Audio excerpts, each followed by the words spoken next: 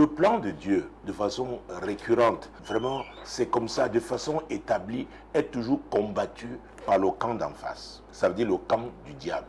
Il ne faut pas s'attendre à accomplir la volonté de Dieu en toute aisance, sans problème. Celui qui vous l'a dit vous a trompé. Et c'est pourquoi je continue de chercher, n'est-ce pas, le Dieu là, ou le Jésus là, qui le jour où on lui donne sa vie, on n'a plus de problème, on ne marche que sur le tapis rouge, on n'est que dans les jets privés et autres. Je ne le connais pas. Et ceux qui vous l'ont dit, n'est-ce pas, vous ont trompé. Jésus avait dit, celui qui veut venir après moi doit renoncer à lui-même, doit se charger de sa croix et faire quoi? Le suivre. La croix pèse à un certain poids. Il y a des blessures attachées à la croix, c'est-à-dire des douleurs attachées à la croix. Écoutez-moi clairement, pour ceux-là qui sont appelés à se marier, croyez-moi, le diable va vous combattre lorsqu'il faudra choisir, trouver la femme ou l'homme que Dieu a effectivement préparé ou alors vous a envoyé. Parce que si vous êtes appelé à vous marier et que vous vous trompez dans le choix, n'est-ce pas, de votre époux, de votre épouse, alors vous êtes sûr que vous allez échouer. Alors je colle ça comme ça, que ce soit très clair. Vous avez beau être philosophe, faites tous les commentaires que vous voulez, écoutez, ce que je dis là est établi. C'est pourquoi pour épouser la femme que Dieu a pour vous, épouser l'homme que Dieu a préparé pour vous, ah, vous-même vous devez vous tenir, ah oui, solidement. Et ça c'est le fondement, c'est Jésus. Et prier. C'est Jésus qui, dans son enseignement, n'est-ce pas, sur la prière, a dit, quand vous priez, dites notre Père qui est aux cieux, que ton nom soit sanctifié, que ton règne vienne, et que ta volonté, pour que la volonté de Dieu se fasse, accomplisse, on doit prier, on doit intercéder. Donc ne croyez pas que vous n'êtes pas prié pour votre mariage. Et c'est pourquoi j'ai dit aux parents de commencer à prier assez tôt, par rapport aux enfants, lorsqu'ils sont encore jeunes. Et j'ai dit, vous savez, nous parlons de Marie dans la Bible. Marie savait, jeune fille vierge, que pour faire un enfant, il fallait aller avec un homme.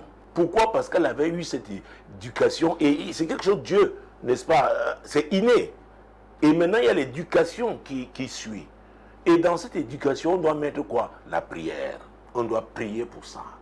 Parce que si on se trompe, c'est la catastrophe. C'est pourquoi tout le monde, j'insiste toujours, sur la communion que chacun doit avoir avec le Saint-Esprit. Le Saint-Esprit qui est l'Esprit de vérité. Le Saint-Esprit qui nous conduit dans toute la vérité. Oui, le Saint-Esprit qui sonde tout, même les profondeurs de Dieu. Il est l'Esprit de la création. Ah oui, c'est ce que Job a dit. Donc, et quand vous donnez votre vie à Jésus, écoutez, le Saint-Esprit vient habiter dans votre cœur. Donc c'est lui qui vous conduit. Et c'est le Saint-Esprit qui m'amène à vous dire que vous devez mener des combats lorsque vous êtes dans la volonté de Dieu. Se marier, c'est investir aussi, ah oui, pour son avenir. Et sécuriser cet avenir. La source de sécurité, c'est le Seigneur. C'est très important.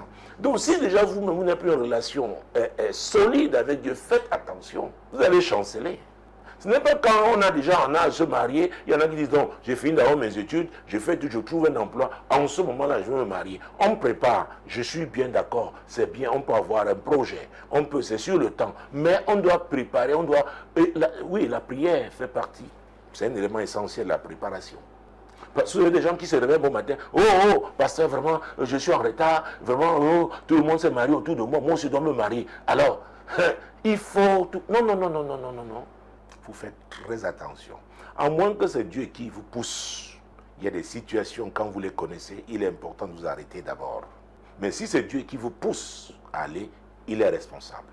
Dieu me dit, il y a des combats qu'on ne peut pas gagner. Même si on a jeûné et prié, si on ne fait pas, oh mon Dieu, des offrandes sacrificielles pour soutenir ce combat. Parce qu'en face, il y a des gens qui, avant de se tenir contre vous, ils sont allés faire des sacrifices et continuent de faire des sacrifices lourds, costauds à leur Dieu. Les offrandes ont une voix qui porte. Le diable, il y a des conditions. Et quand les autres là, ils sont avec lui, ils remplissent ces conditions. Et les gens à l'église sont si légers, croisent les pieds. Vous leur demandez de gêner. Oh non, vraiment, d'accord. Maintenant, au moins des offrandes alors. Oh. Et vous voulez mener des combats avec des gens qui donnent le meilleur à leur Dieu. Vous savez, il y a des gens, vous les rencontrez là, il y a des paroles sur leur vie. Et au temps de l'accomplissement, la Bible dit que Moïse, au temps où approchait l'accomplissement de la prophétie, il est né un beau garçon.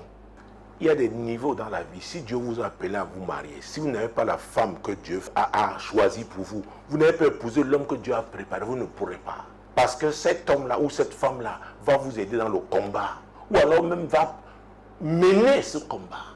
C'est pourquoi le mariage est d'abord prophétique.